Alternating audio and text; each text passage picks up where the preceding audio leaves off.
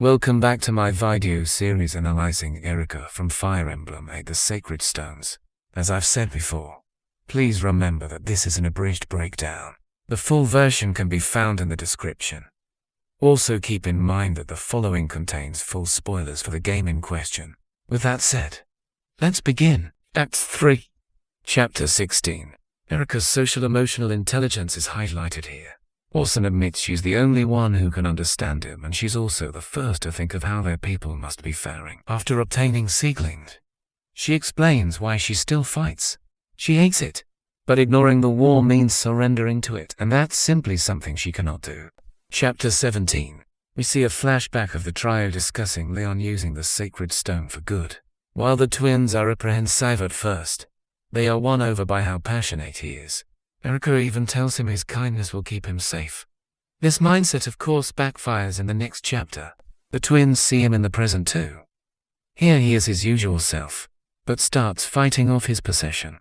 That the real Leon is still in him lends credence to Eirika trusting him later. Yet she's still steeled enough to yell after Formatis when he flees. After the battle, Eirika is praised by Cyrian and the river folk for saving them, but is also praised by Inns.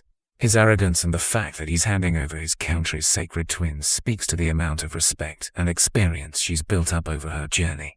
Chapter 18. Eirika realizes that Leon has been possessed and turns to Lara Shell for advice. She is pessimistic, but admits that one person has been able to shake Formatis off before and that her knowledge is flawed, which gives Eirika hope. At the same time she refuses to fall back, showing her determination once more. After the battle, Eirika confronts Leon to find him as his usual self just as in Chapter 14 and is fighting against Formatis as they speak. He appears to be on his deathbed, and she already knows what the stones are capable of from Leon's past experiments. So she places her faith in his knowledge and kindness and gives him the stone so she won't have to lose anything else. What follows is actually a clever subversion of the power of friendship trope. In most stories her faith would be rewarded, but this time the protagonist is punished. However, she immediately realizes that Formatis was deceiving her the whole time, showing she still has her wits about her. She finally realizes Leon is gone and mourns him, but is still the first to realize it's impossible to follow him. This is true in Ephraim's version of this scene as well. Despite this deception, however, Formatis admits that Leon really is still alive inside him, so Eirika's intuition was ultimately correct. This is confirmed 2 chapters later. Chapter 19. Despite being at her emotional low point, Eirika is still the one to initiate discussions with Mansell once they reach Roston. Afterwards, however, she is barely able to talk to Lara Shell, but forces herself to for the sake of her friend. When Reva tags, she joins the battle despite Seth's protests, but at this point she has won over Ephraim, who argues on her behalf. She takes a moment to mourn Leon at the start of the battle as a way to say farewell, now fully committed to slaying him. Once the battle ends, Mansell gives Ralston's twins and war funds to her, not Lara Shell. The same is true of Ralston's knights who, despite first greeting Lara Shell, offer the light brand to Eirika instead. Chapter 20. At the end of this battle we see her reverent sight again in her desire to meet Morvo and how good she is with children when she comforts Mer about not being able to see him. When Mer replies that she wants to keep fighting, Eirika promises to end it quickly so she can return to him. You're aware that he is already dead. We've seen how gentle she can be with kids when she speaks to the other trainees, and we see it here too, despite it being Eirika and Mer's first real interaction. Chapter 21. The present-day part of the chapter begins with Eirika saying farewell to Leon, where she comforts him over his weakness despite everything he's done. We see her new and improved resolve when Formatis resurfaces, bluntly telling him to shut up and that she's fully prepared to kill him.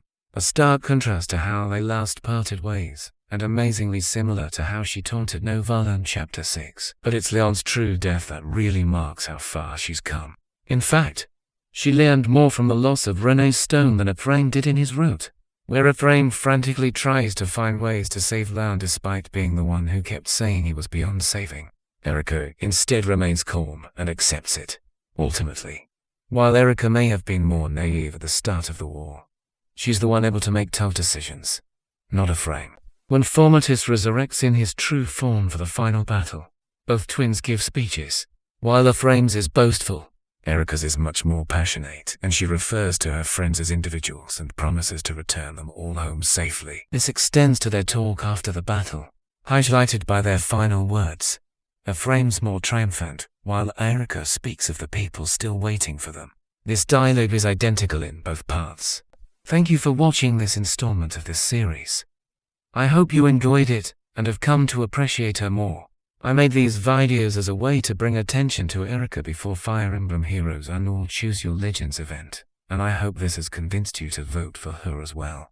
If you're watching this in late January or early February, the event will be live right now, and you can find a link to vote for her in the description below alongside everything else.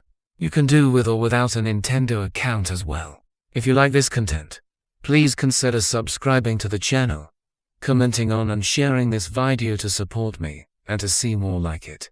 I would also be very grateful if you could support me on Patreon or Ko-fi too. Thank you again and have a great day.